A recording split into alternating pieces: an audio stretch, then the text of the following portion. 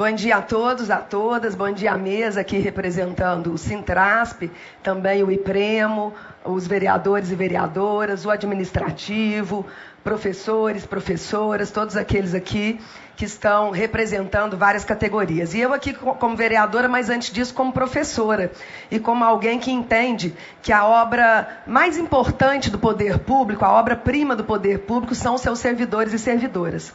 Então é nessa linha que eu penso que o processo ele é muito importante, principalmente se construído coletivamente, ouvindo todas as partes envolvidas. É isso que a gente entende por processo democrático, transparente, com publicidade. Então essa construção coletiva ela é muito importante, onde tem assento as categorias de interesse e que sofrem na pele, né? Tanto os benefícios quanto o ônus de qualquer reforma da Previdência.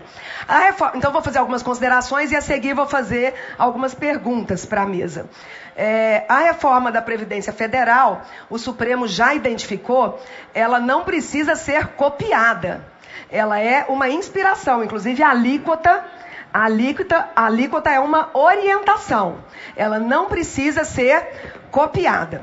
E aí eu quero fazer algumas ponderações que me chamam a atenção nos primeiros estudos, porque eu sou uma vereadora que estuda muitas vezes, e quando se trata de questão tão polêmica, tão delicada, tão difícil, ainda mais.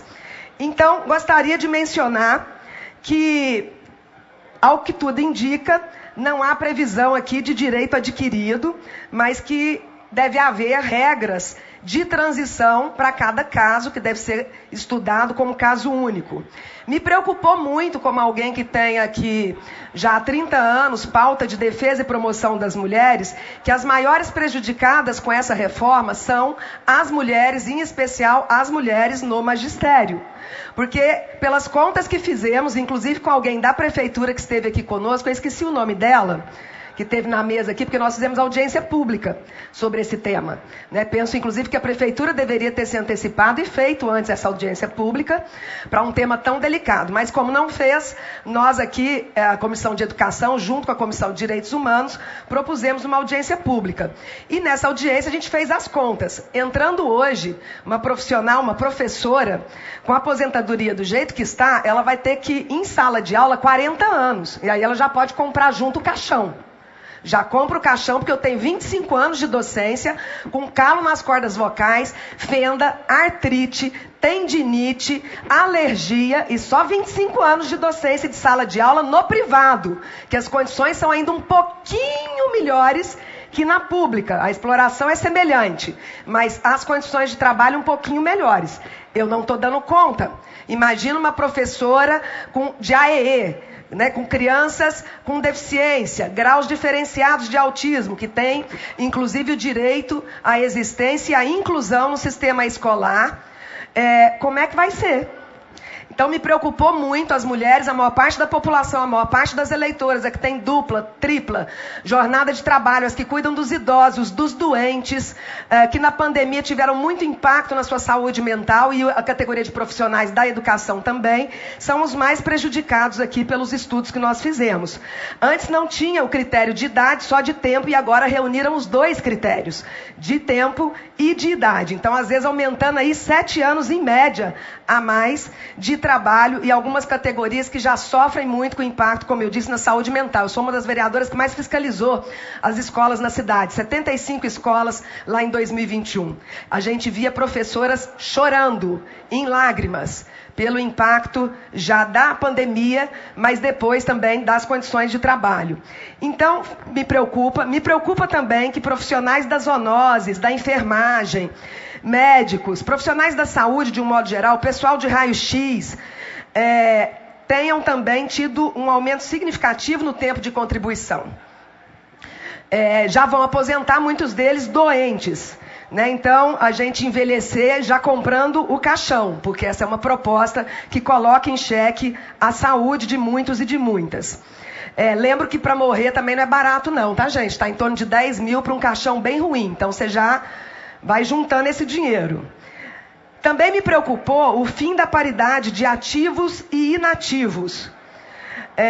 A gente quer entender melhor essa regra também nonagesimal para entrar em vigor após a publicação.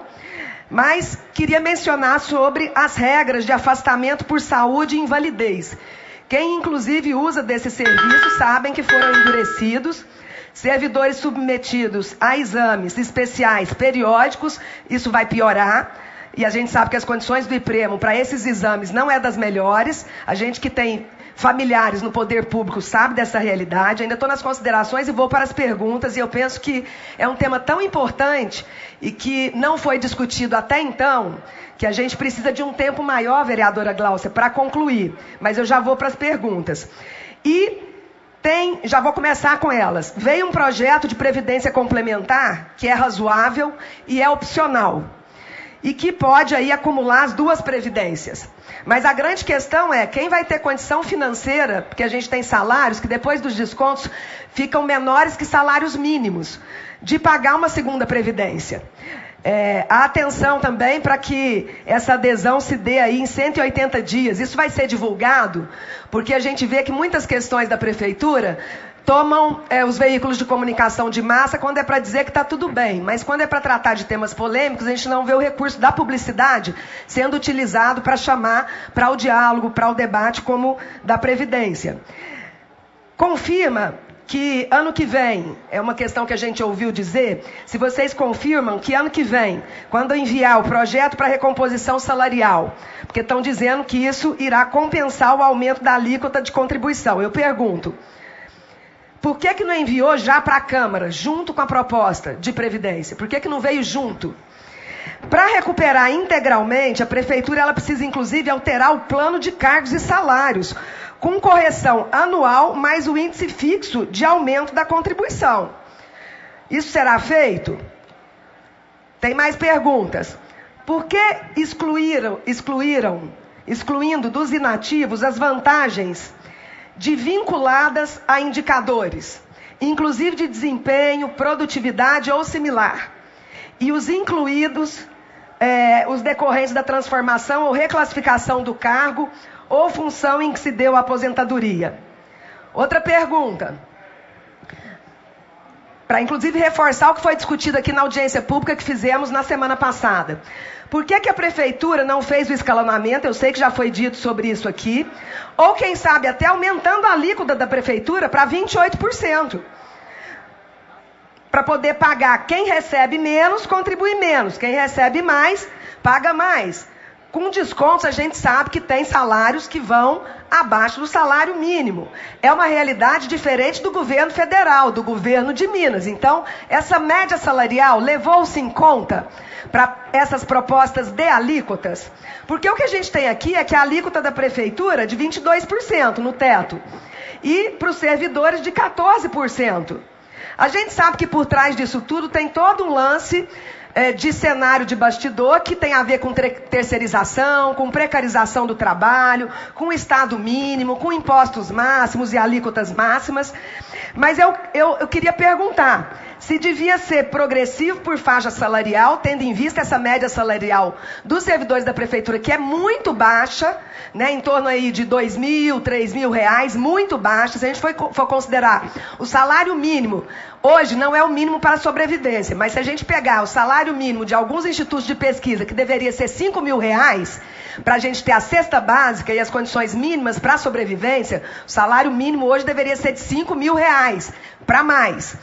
Então, o salário mínimo não é o mínimo para a sobrevivência, portanto, ele já viola direitos humanos. E aí, quando a gente tem esse tipo de alíquota sem escalonamento, o que a gente tem? Um agravamento da desigualdade social e precarização do trabalho de servidores e servidoras. Mas mais, essa armadilha traz para nós um confisco de salário, uma redução salarial. Ora, déficit da Previdência. Vamos lembrar que Previdência é Seguridade Social, saúde, mais Previdência, mais assistência. É que nem se a gente tivesse 3 filhos e só um contribui, porque só a Previdência é a única contributiva. Mas tudo isso é a Previdência. Então, muitas vezes esse déficit é fabricado. Vamos conversar sobre isso melhor. Mas, por que a União não implementou regime próprio? Porque não tem um instituto, só que Uberlândia tem. Uberlândia tem um instituto próprio. Prefeitura de Uberlândia tem. A retirada da proposta sobre auditores fiscais é uma emenda que nós temos, porque é uma aberração, é inconstitucional. O que fala lá de auditores fiscais não tem na Constituição. Isso está equivocado e é preciso tirar um prejuízo aqui para auditores fiscais muito significativo. As acumulações de benefícios e de pensões, servidores, eles pagam sobre a totalidade, mas eles não recebem sobre a integralidade. O nome disso, para mim, é roubo, é furto, é extração de propriedade privada. Como é que são neoliberais para falar de Estado mínimo e não são neoliberais para a preservação da propriedade, o salário, a propriedade, o direito? E mais, o abono de permanência a depender de regulamentação dos órgãos. Pensão por morte foi paga, mas não leva em conta para receber 100%. Ainda mais, doença grave, aposentadoria, ficaram prejudicadas. Proíbe a conversão de tempo especial, por exemplo, de insalubridade em comum, mas não converte o tempo. Ituiutaba e Araxá fizeram diferentes sem serem obrigados a copiar os erros e as aberrações federais, que prejudicam, que precarizam o trabalho dos servidores e servidoras, que são sua obra-prima maior na prefeitura. E como consequência, a desigualdade e a precarização desses servidores. Mas eu quero dizer para os vereadores que não leram o projeto, porque eles só acompanham o que o líder do prefeito fala, que eles leiam, porque tudo indica que há impactos para vereadores e assessorias também nessa reforma que viola a propriedade privada de servidores. E por último, queria dizer que a escolha pelas terceirizações que precarizam as condições de trabalho e que tira a responsabilidade do poder público sobre aquilo que é fundamental, me preocupa, e queremos saber se no exercício de 2021 vai haver movimentação. Mentira, no exercício de 2021 houve movimentação no passado, e eu queria perguntar por que é que foi utilizado recurso do Fundeb para o IPREMO, sendo que recurso foi utilizado para pagamento de inativo, e isso é proibido. Nós já entramos no TCU, Tribunal de Contas da União, que já viu indícios de irregularidade. A fonte que consta lá, quando a gente abre lá no portal, ela é de inativo. Queria essa explicação. E por último, se o André, que falou aqui conosco, André, muito bom você estar aqui conosco, obrigada pela presença. Se você consegue fixar para nós uma data do início do déficit autorial do IPREMO. Você falou do déficit, mas qual a data? Quando que isso começou a acontecer? E por último, agradecer a possibilidade de estar aqui não me representando vereadora, mas tendo colhido do chat, do Comitê Municipal do ZAP, todas as perguntas, além do estudo ainda não tão aprofundado pelo tempo que tivemos para fazer. Então, como vereadora, e por isso eu pedi mais tempo, eu não estou aqui me representando, eu estou aqui representando servidores, servidoras e a população de Uberlândia, que tem todas essas dúvidas, e também participei da audiência pública, onde várias questões vieram de suma importância que impacta na vida cotidiana de todos e de todas as servidoras, inclusive da Câmara Municipal de Uberlândia. Muito obrigada, senhora presidenta. Eu continuo metendo a colher pelos servidores e servidoras, e qualquer redução de direitos tem que ser discutida com representação de toda a categoria. Muito obrigada, senhora presidenta.